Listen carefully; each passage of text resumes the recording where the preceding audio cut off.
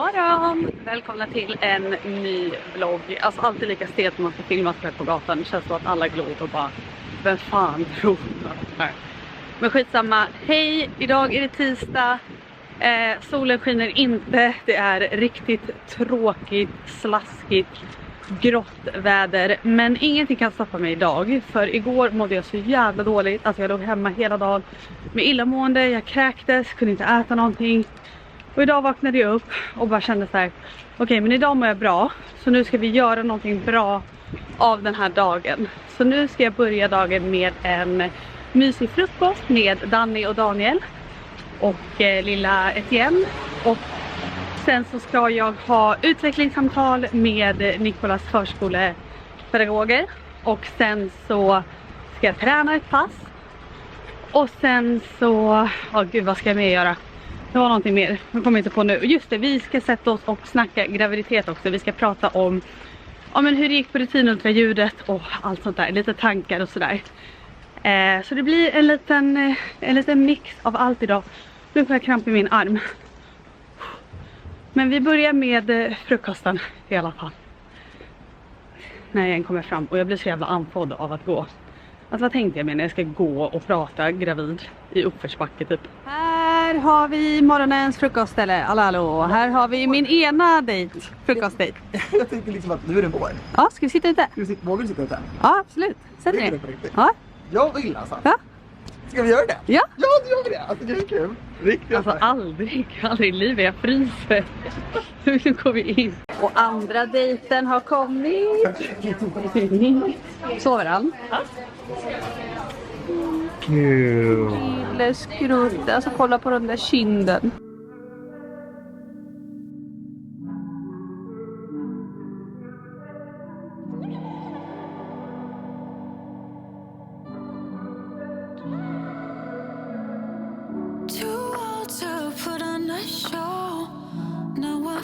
Daniel har blivit pappa. Jag har blivit en far. Hur känns det? Äntligen. Det känns otroligt. Jag vill tacka alla involverade. Det vill säga Babak. Babak. Du och Babak har skaffat barn ihop. Det hade varit något. Fan vad sjukt. Men vänta, med Danny som surrogat. Ja, Danny var surrogat. Och vilken dröm det var. Nej, gud, kolla. Har han tagit din Gud, det hand? här är så gulligt. De tar lilla fingret med hela sin hand. Han kanske tycker om ditt naglar också. Ja. All good things comes to an end. Det är inte därför jag skrattar. För det är slut. Varför skrattar du? Nej, men jag skrattade åt att vilket håll vi skulle. Och så sa du, ta min kunden, så skrattade jag. Så att Du var jätteglad. Danny kan inte vara på stan. Danny vet vart du är någonstans. Danny är från Östermalm då. Hon kan ju inte vara på stan. Hon sa precis att hon inte gillar Den planen är där uppe. Jag gillar inte, Sveavägen, det är ju som att man kliver över någon sån här vampyr. Jag vet, jag bor där, absolut, det duger inte. Men vi kan gå... Hon känner sig inte hemma här. Okej, men jag måste gå på utvecklingssamtal. Tack för jättemysigt frukost. Ja, alltså det är ju över Skype. Men ja. Vi ses nästa vecka. Okej, puss och kram. Snälla ha kameran på. Ja. På Skype alltså. Okej, jag ska ha det. Hej då. Ja, nu måste jag skynda mig upp hem till lilla utvecklingssamtalet. Alltså jag är så taggad på det här utvecklingssamtalet. För vi hade haft ett sånt med Nikola innan. Det ska bli jättespännande att få höra mer ifrån pedagogerna om hur det går för honom och så. Så ja, jag är skitpeppad. 2 föräldrar redo för utvecklingssamtal. Sköter sig Nikola, det tror jag. Vad tror du? Ja, det tror jag. Det är bara hemma han är jobbig. Hej!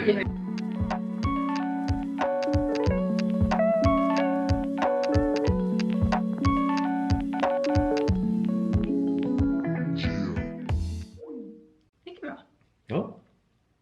MVG. Nej, men alltså man blir ju så stolt. Och så kul att höra att han är artig. Det måste han ju ha fått från mig liksom. Nej, men att han är artig och liksom snäll mot sina kompisar. Det känns ju som, alltså typ det viktigaste, att han är snäll. Att han är väldigt nyfiken, han bryr sig om de andra, han hjälper till, han hjälper de andra barnen. Och ja, jag blir typ tårig. Man är ju en stolt morsa liksom. Men nu ska vi, eller jag, inte vi. Jag ska bara byta till en sporttopp och sen så ska jag promenera till Mimmis studio där jag ska köra ett pass med, om hon har liksom ett grupppass med ett gäng mammor. De flesta är ju liksom ganska nyförlösta liksom med bebisar. Men det är typ samma träning som för en gravid. Så det här passet passar mig också. Fast jag liksom inte har fött barn precis. Eller ja, det var inte så länge sedan. Men så det går jag på nu 2 gånger i veckan. Var dock sjuk förra veckan så jag missade. Men 2 gånger i veckan. Så ja, aspeppad. Så jävla skönt att ha kommit igång med träningen igen. Och jag har pratat lite om det på min Insta. Men det är så sjukt att så här, i 3:e graviditeten nu så känner jag mig verkligen höggravid redan i vecka 23. Alltså, och då menar jag liksom hur det känns där nere bland annat. Att jag redan känner den här tyngden, trycket neråt. Men att jag känner mig ganska liksom klumpig. Det känns som att min mage är enorm. Men sen så tittar jag mig i spegeln och ser att okej, den är inte så stor. Men jag känner mig liksom höggravid. Och det skulle jag säga är den största skillnaden den här gången jämfört med andra och första gången. Och jag tror mycket har att göra med att jag liksom är ganska förslappad i min muskulatur där nere i bäckenbotten och allting i mina magmuskler och så. Så det känns skönt att ändå hålla igång med träningen och liksom försöka stärka upp det. Det är liksom inte för sent bara för att jag är gravid, utan man kan ju fortsätta liksom. Och sen så blir det ju såklart en hel del knipövningar efter och så också.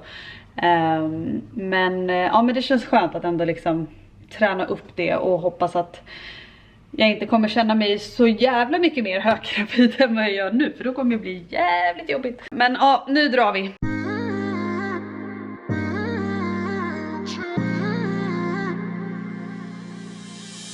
You're my best friend. Didn't care about the rules, good on the weekends. I'll be in fools, drifting to deep space. So brave and so stupid, just like the movies. How it's gonna stay in the fight with you. Just thinking we would do this into. Okej, ny dag. Jag hann inte filma färdigt igår för att jag hade så mycket jobb innan jag skulle hämta på förskolan. Och sen så hade jag barnen själv hela eftermiddagen och kvällen med läggning och allting. Så det var lite kaos, det gick inte att filma. Så jag tänker, nu sätter vi oss här, eller ja, jag sitter ju redan. Men sätter ner så ska vi köra en liten gravid uppdatering vecka 23. Vi kan ju börja med, vi kör magen på en gång då. Så här ser den ut i vecka 23. Måste också tipsa om de här sjukt sköna leggingsen från Calcedonia. Det här är inte köpt, men jag jobbar med dem så jag måste ändå varna för att det anses vara reklam. Men genuint tips. De är så stretchiga, det är inga mamma-leggings. Men de är så stretchiga att de passar även på en liten bula. Och finns i massa olika roliga färger. Mamma-leggings brukar ju oftast bara finnas i typ svart. Kanske beige. Men det här finns liksom i blått, grönt, rosa och lila. Tyckte de var lite roliga. Men så ser magen ut i alla fall. Och nu tänker jag att vi kör igång. Jag vet inte vart jag ska börja. Vecka 23. Jag kan börja med hur jag mår. Jag har ju tyvärr mått illa igen. Häromdagen så kräktes jag och jag känner även idag liksom att jag mår illa. Och har fortfarande liksom inte riktigt fått tillbaka min aptit så som den brukar vara när jag inte är gravid. Och det är lite jobbigt för det känns som att jag liksom inte äter tillräckligt. Jag får inte i mig. Det känns som att jag inte får i mig tillräckligt med energi. Det känns som att mitt barn, alltså jag är orolig över min bebis. När jag liksom kräks och inte äter så bra. Men jag vet också att bebisen tar det den behöver. Det har varit likadant i mina tidigare graviditeter att jag liksom inte har haft bra aptit och jag har ändå fött ganska stora barn. Så jag vet att bebisen mår bra, bebisen tar det den behöver. Jag däremot har ju liksom inte så mycket energi. Att jag ens orkade träna igår var verkligen ett under. Men jag får verkligen energi av att träna, så jag försöker göra det. Ja, alltså mår inte på topp. Och sen så som jag sa tidigare, så det här med att känna sig höggravid redan i vecka 23. Det är lite läskigt. Man undrar ju så här var det ska sluta. Men när jag tog upp det på min Instagram så var det så många som hörde av sig och bara så här, jag känner exakt likadant i min andra graviditet eller tredje graviditet. Och att det liksom stannade av där. Att de kände sig höggravida väldigt tidigt, men att det liksom inte blev så mycket värre. Så jag hoppas att det är fallet. Men förutom det så mår jag bra. Bebisen mår bra. Väldigt livlig bebis. Har hicka väldigt ofta. Av någon anledning. Varje kväll så bara, ja nu har den hicka igen. Men börjar bli väldigt stark. Känner liksom starka rörelser. Och det är inte så konstigt. För nu enligt apparna så är bebisen runt 28-29 centimeter lång. Så det är liksom, alltså det är en stor bebis där inne. Det ska ju bli större såklart. Men ja, det känns så sjukt liksom att det ligger så här mycket bebis i den här magen. Ja, men ja, och ska vi prata lite om rutinultraljudet då? För det gjorde vi ju också för typ 2 veckor sedan. 3 veckor sedan, 2-3 veckor sedan. Men vi gjorde ju ganska sent ultraljud. Ja, 2 veckor sedan var det. Eftersom att vi var i Thailand. Så det här var ett ganska sent ultraljud. Vi kom in dit. Och det första vi säger då, som vi sa på tidigare ultraljud, var att så här, vi vill inte veta könet, så snälla säg till när vi liksom måste blunda och försöka tänka på att inte liksom, ja, råka säga någonting. Hon bara, ja, så här. Och så började hon liksom, kollade huvudet, kollade så att allting liksom såg bra ut med hjärnan, kollade organen, kollade hjärtat, allt sånt där som de kollar liksom. Allting såg jättebra ut, så vi är väldigt, väldigt glada och tacksamma för att, ja men så som det ser ut nu liksom, att det är en frisk bebis. Jättetacksam för, alltså det är verkligen ingenting man kan ta för givet. Så där kunde man liksom andas ut lite grann. Och sen så sa hon, nu får ni blunda för nu ska jag gå ner liksom och kolla där nere. Och då, jag och Alex bara ligger så här. Eller jag ligger, Alex låg absolut inte. Det hade varit väldigt kul om Alex låg på britsen också. Nej men vi blundade och så här. Ja, alltså det var inte alls frestande att kolla, utan jag var mer så här, snälla jag vill verkligen inte se, för nu vill jag verkligen att det ska vara en överraskning. Så även sen, ja men så sa hon till och så sa hon så här, ja men nu är jag färdig, nu kan ni titta igen, och så fortsatte hon liksom kolla andra grejer. Men även liksom när man fick se alltså en stor del av bebisen på skärmen, så höll jag för med handen där det skulle liksom kunna dyka upp, alltså nedre delen av kroppen, för att jag var så här, fan jag vill verkligen inte riskera att se någonting. Så vi såg ingenting, men det var en grej som gjorde att jag bara blev ännu mer säker på att det är en till pojke. Och det är att den här lilla bebisen är inte så liten. Och den mäter, jag vet ju exakt när jag blev befruktad, för vi gjorde ju liksom behandling med, ja men jag vet ju när jag hade ägglossning och allting. Så vi vet ju när det här barnet blev till. Men den här lilla rackaren mäter 9 dagar större än vad den ska göra liksom. Och jag vet att tjejer kan också vara större. Men eftersom att båda mina grabbar har varit det, att de har mätt större än vad de ska i den veckan. Alltså, nu var jag tror att jag var vecka 20 plus någonting när jag gjorde det här ultraljudet, och den visade liksom 21 plus någonting. Men jag blev inte flyttad i alla fall, utan fick behålla mitt BF på 9 juni för att vi gjorde ultraljudet så pass sent, och hon sa att det är bättre att gå efter kubb. Det BF vi fick vid kubb liksom, vilket är 9 juni, då hade jag redan blivit flyttad 2 dagar. Men ja, men det är det som får mig att så här, nej, men jag vet att det är en till stor grabb där inne. Och sen så en annan grej som gör varför jag är så himla säker på att det är en pojke, det är för att när vi gjorde kubb i vecka 12 plus 1 eller vad jag nu var, kubbultraljudet, så alltså jag är nästan helt säker på att jag såg en snopp. Och hon var så här, hon bara, nej det ser likadant ut på flickor och pojkar i den här veckan. Det kan lika gärna vara en tjej, det kan lika gärna vara navelsträngen ni såg. Så här, det kan verkligen, jag känner igen en snopp. Så därför är jag så himla säker på att det är en till pojke. Och är det så känns det så himla roligt. Alltså jag vet ju inget annat än att vara mamma till pojkar, än att vara pojkmamma. Och är det en tredje pojke så känns det så himla naturligt för mig. Och det känns liksom så kul för Nicola och Danilo att få en till brorsa, så de kommer vara sånt gäng. Jag kommer vara lite utanför i den här familjen. Men jag känner så här, ja, de kan dra iväg på sina grabbiga äventyr. Jag ligger där vid poolen på semestern och bara, mamma vänta här vid poolen, drar ni? Så det kommer bli toppen.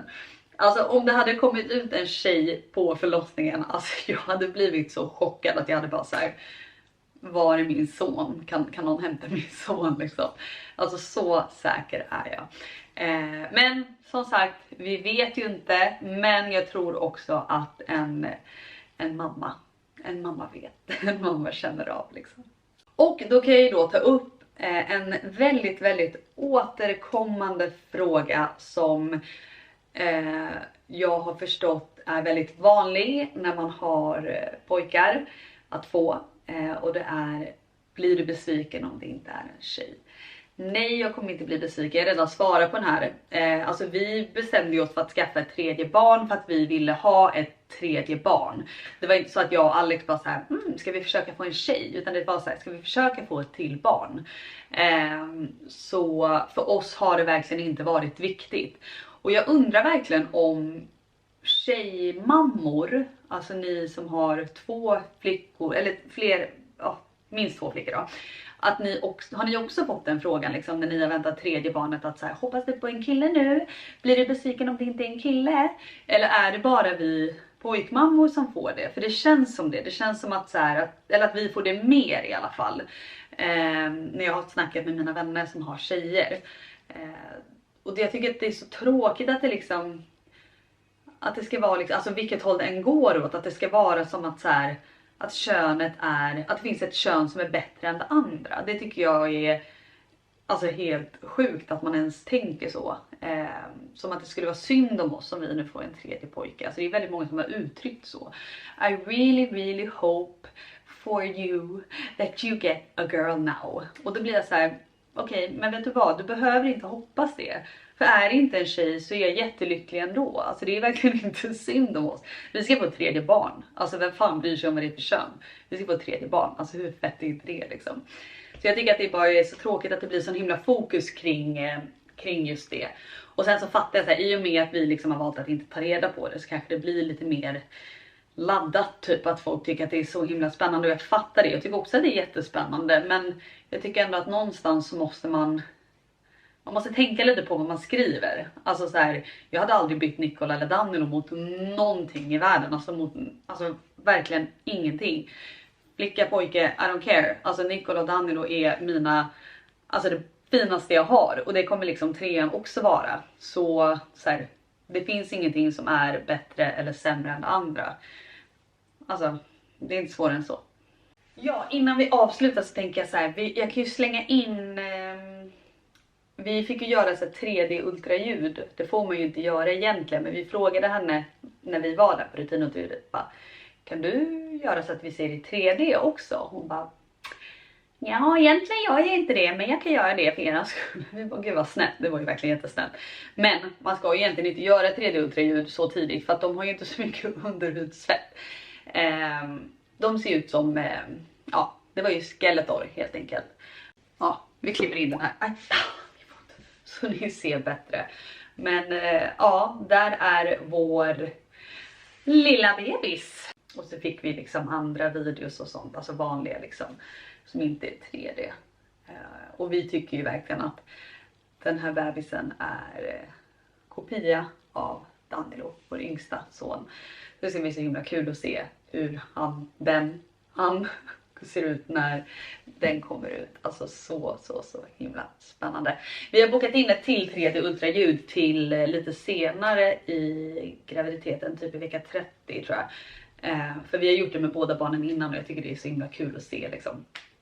Så ni kommer få se hur det blev senare också. Ja, det är även kring där vecka 28-30 som jag ska göra en ny biopsi på min livmodertapp. För jag har ju fått så här höggradiga cellförändringar. Så jag har redan varit där en gång och knipsat av en liten bit, vilket inte var så farligt. Alltså det låter värre än vad det var faktiskt. Men där det visade sig liksom att men det är höggradiga cellförändringar. Så jag ska tillbaka dit och göra det igen runt vecka 28-30. Så kring de veckorna så händer lite grejer igen. Så det kommer komma en ny uppdatering. Men alltså annars så det händer inte så mycket. Veckorna kommer, veckorna går. Magen växer, blir större och större. Barnen är sjukt taggade på sitt lilla syskon. Och Nicola har ju nu även förlikat sig med tanken att det kan vara en lillebror. Innan så var han ju väldigt anti att det kunde vara en till lillebror, för han har ju redan en lillebror. Nu börjar han också liksom bara säga, nej men jag tror det är en pojke, jag tror det är en lillebror. Så nu börjar han liksom, han är glad över det också. Skönt. Så nej men det är jättekul. Alltså så mysigt. Och ja, där är vi nu. Helt enkelt. Men nu tänker jag att vi avslutar och så ses vi igen nästa vecka. Tusen tack för att ni kollade. Puss och kram.